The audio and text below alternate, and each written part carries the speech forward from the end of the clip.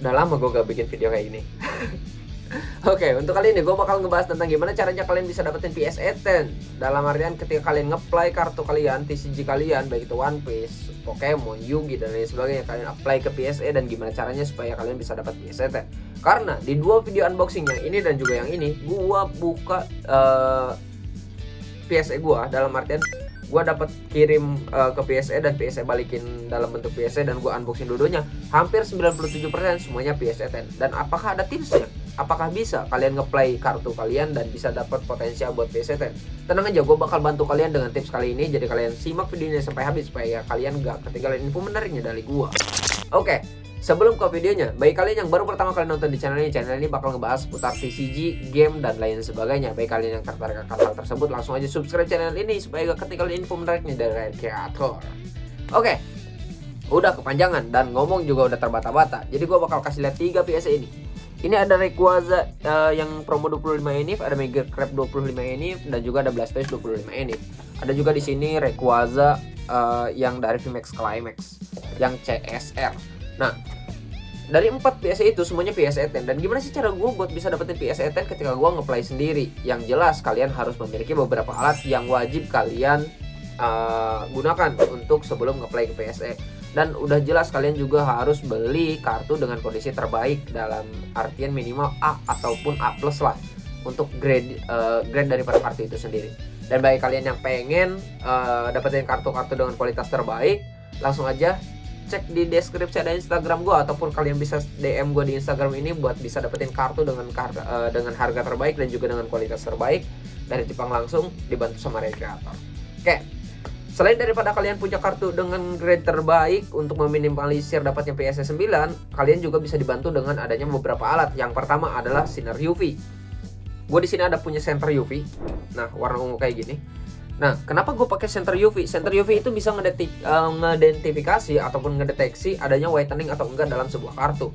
Itu sangat ngebantu karena adanya whitening itu bisa membuat kartu kalian bisa bernilai PSE 9 ataupun PSE 9. Jadi kalau menurut gua, gunakan Ultra UV atau Sinar UV untuk mendeteksi sebuah adanya whitening atau enggak dalam sebuah kartu tersebut.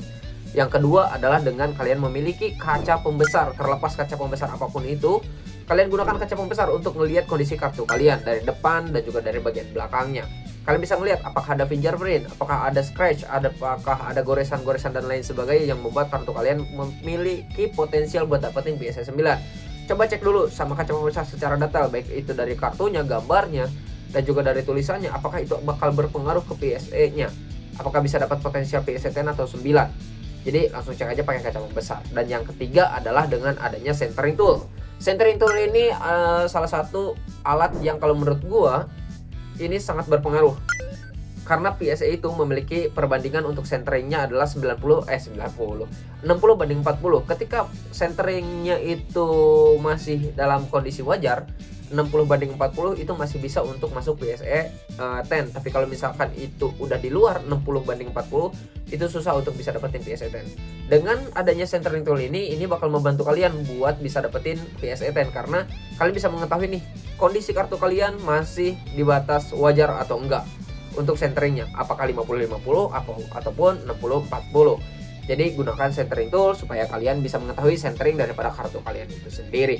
Nah, sebenarnya setelahnya itu ada beberapa proses yang mesti kalian lakukan sebelum kalian apply ke PSE. Yang selanjutnya, setelahnya kalian udah pakai alat-alat tersebut, yang terakhir sebelum kalian ngeplay, sebelum kalian masukin ke yang namanya holder ataupun apa sih sebutnya, pokoknya ada satu yang kayak top loader gitu yang buat ngeplay ke PSE, namanya apa, gue sampai lupa deh namanya.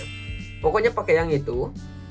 Sebelum kalian masukin, minimal kalian pakai sarung tangan kalau menurut gua. Kalau enggak ya udah jangan salah, tapi minimal pakai sarung tangan untuk ngehindarin tangan kita yang lagi kotor ataupun berminyak. Biasanya tangan kita ada keringatnya dan lain sebagainya, itu membuat fingerprint pada sebuah kartu.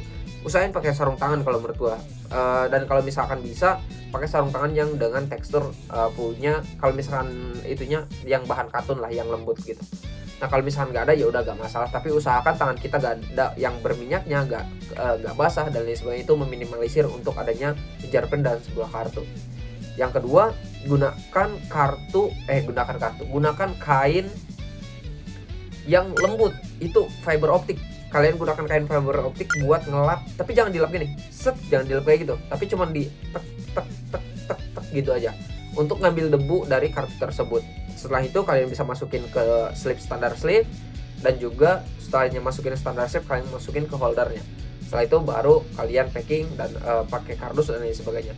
Itu adalah proses gua gimana caranya gua bisa dapetin semua Ampere PSA 10 dengan rate 97%. Ngeplay sendiri ke PSA dapat PSA 10. Bahkan ini di belakang nih, bentar, ada kartu yang menurut gua susah banget untuk bisa dapetin PSA 10-nya.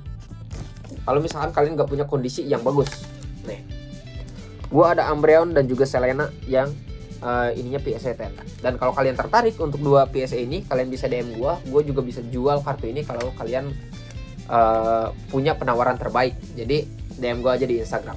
So, mungkin itu untuk tips-triknya, semoga membantu dan semoga bermanfaat bagi kalian yang mau ngeplay kartu kalian ke PSA. So, mungkin itu video kali ini. Ketik di kolom komentar kalau kalian punya pertanyaan, gue mungkin bakal bahas di video selanjutnya. Ketika pertanyaan itu menurut gue pertanyaannya cukup menarik, langsung aja ketik di kolom komentar. Dan so mungkin itu video kali ini. See you next video, salam rekreator, bye bye semuanya.